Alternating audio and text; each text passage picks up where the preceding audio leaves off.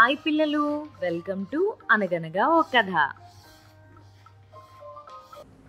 ఇవాల్టి మన కథ పేరు పెద్దవాళ్లతో పని.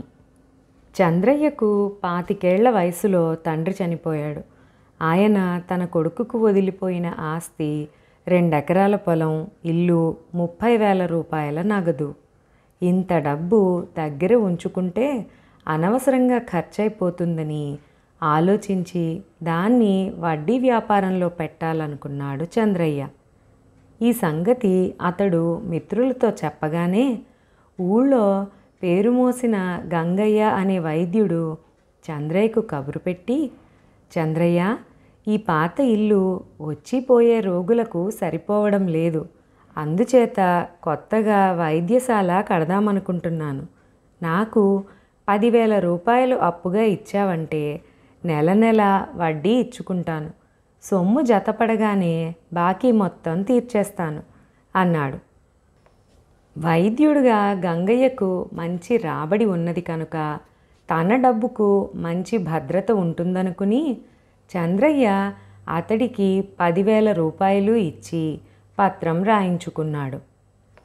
ఇది జరిగిన 10 రోజుల తరువాత ఊరి పెద్ద మనుషుల్లో ఒకడు, మంచి వ్యవహారకర్త అయిన సోమనాథం చంద్రయ్య కోసం మనిషిని పంపి, చంద్రయ్య, నాకున్న పరపతి సంగతి నువ్వెరిగిందే. ఈ మధ్యన మా అమ్మాయి పెళ్లి జరిపించాక డబ్బుకు కాస్త ఇబ్బందిగా ఉన్నది.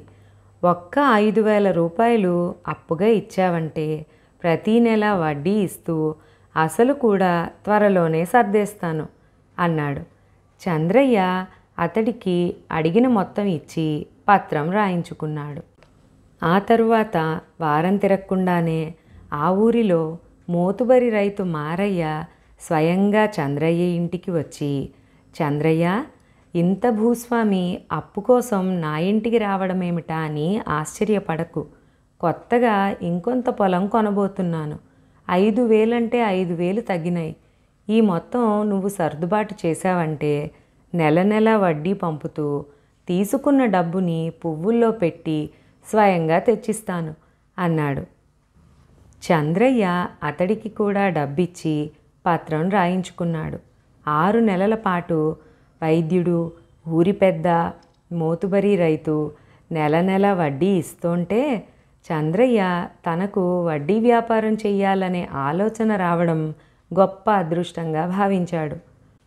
మరొక 6 నెలలు జరిగేసరికి బాకీదారులు 3 నెల నెల వడ్డీ కట్టకపోగా 2-3 నెలలకొకసారి ఒక్క నెల వడ్డీ మాత్రం పంపడం ప్రారంభించారు. ఇప్పుడు చంద్రయ్య దగ్గర తండ్రి ఇచ్చిపోయిన డబ్బులో 10,000 మాత్రమే మిగిలి ఉన్నది. ఆసరికి వడ్డీ వ్యాపారంలో ఉన్న చిక్కులు గ్రహించిన చంద్రయ్య అందులో 5,000 పెట్టి 2 ఎకరాల మెట్ట భూమి కొన్నాడు. దాని వ్యవసాయపు పనులకు 3,000 పెట్టుబడి పెట్టవలసి వచ్చింది.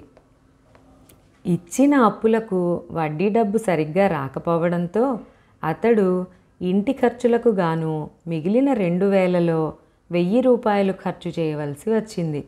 ఇక తనదంటూ రొక్కంగా మిగిలింది 1,000 రూపాయలు మాత్రమే. ఈ పరిస్థితి చూసి చంద్రయ్య బెంగపడిపోయి అప్పు తీసుకున్న వాళ్లను కలుసుకుని, నెల నెల వడ్డీ డబ్బు ఇవ్వకపోతే మానే, అప్పుగా తీసుకున్న మొత్తమైనా ఇవ్వమని ప్రాధేయపడ్డాడు. ఎలాగూ ఇంట్లో బంగారం అమ్మేయాలనుకుంటున్నాను, నీ బాకీ త్వరలోనే తీర్చేస్తాను అన్నాడు వైద్యుడు గంగయ్య. రామాపురంలో మా తాతల నాటి ఇల్లు బేరం పెట్టాను. అది అమ్ముడవగానే నీ డబ్బు పూర్తిగా ఇచ్చేస్తాను అన్నాడు ఊరి పెద్ద సోమనాథం. దూరంగా ఉన్న కోడూరు పొలం అమ్మబోతున్నాను. వడ్డీతో సహా నీ బాకీ చెల్లువేస్తాను అన్నాడు మోతుబరి రైతు మారయ్య. ఇలా అన్నారే కానీ నెల రోజులు గడిచినా ఆ 3 నుంచి వడ్డీ డబ్బు కూడా రాకపోవడంతో చంద్రయ్య సంగతి ఊళ్ళో నలుగురికి చెప్పి తనకు సాయపడమన్నాడు. వాళ్లల్లో కొందరికి వైద్యుడితో మొహమాటాలున్నవి, మరికొందరికి ఊరి పెద్దతో ఇంకా తెగని లావాదేవీలున్నవి. మిగిలిన వాళ్లకు మోతుబరి రైతంటే తగని భయం. వాళ్ళు చంద్రయ్యతో పెద్దవాళ్లతోటి వ్యవహారాలు ఇలాగే ఉంటాయి, ఏమీ చెయ్యలేం అన్నారు. ఇది జరిగిన వారం రోజుల తరువాత ఒకనాటి ఉదయం చంద్రయ్య భార్య ముసలి తల్లి గడపలో కూర్చుని దుఃఖపడుతూ ఉండడం చూసి చాలామంది పోగయ్యారు. అలా పోగైన వాళ్లలో ఒకడు చంద్రయ్య భార్య చేతిలో ఉన్న కాగితం తీసుకుని చదివి చూశాడు. అందులో ఇలా ఉన్నది: నేను ఫలానీ ఫలానీ వారికి వడ్డీ కోసం ఆశించి పెద్ద మొత్తంలో డబ్బు అప్పుగా ఇచ్చాను. వడ్డీ మాట దేవుడెరుగు, అసలు కూడా వాళ్ళు ఇచ్చేలాగా లేరు. నా దగ్గరున్న కొద్ది పెట్టుబడితో సొంత వ్యవసాయ పనులు సాగక మనసు చికాకై నేను సన్యాసుల్లో కలిసిపోతున్నాను. చంద్రయ్య భార్యాబిడ్డల్ని విడిచి సన్యాసుల్లో కలిసిపోవడానికి కారణం అక్కడ గుమికూడిన నలుగురికి తెలియగానే వైద్యుణ్ణి, ఊరి పెద్దను, మోతుబరి రైతును నానా తిట్లు తిట్టసాగారు. క్షణాల మీద ఈ సంగతి వాళ్ళ ముగ్గురికి తెలిసిపోయింది. ఊళ్ళో తమ పరువు ప్రతిష్టలు కాపాడుకునేందుకు వాళ్ళు ఆ సాయంత్రమే చంద్రయ్య ఇంటికి వచ్చి వడ్డీతో సహా అసలు బాకీ మొత్తం చెల్లించి పత్రాలు తీసుకుని పోయారు. మరొక వారం గడవకుండానే చంద్రయ్య చిన్న గడ్డంతో మాసిన బట్టలతో ఇంటికి తిరిగి వచ్చి తాను సన్యాసుల్లో కలిసినందుకు కోప్పడే ఊరి వాళ్లతో, మరేం చేసేది, నేను సన్యాసుల్లో కలిశాక కానీ దేవుడు మన ఊరి పెద్దలకు తీసుకున్న బాకీ చెల్లించాలన్న మంచి బుద్ధి కలిగించకపోయాడు. ఏమైతేనేం, నేను తిరిగి సన్యాసం విడిచి సంసారినయ్యాను అంటూ చిన్నగా నవ్వాడు.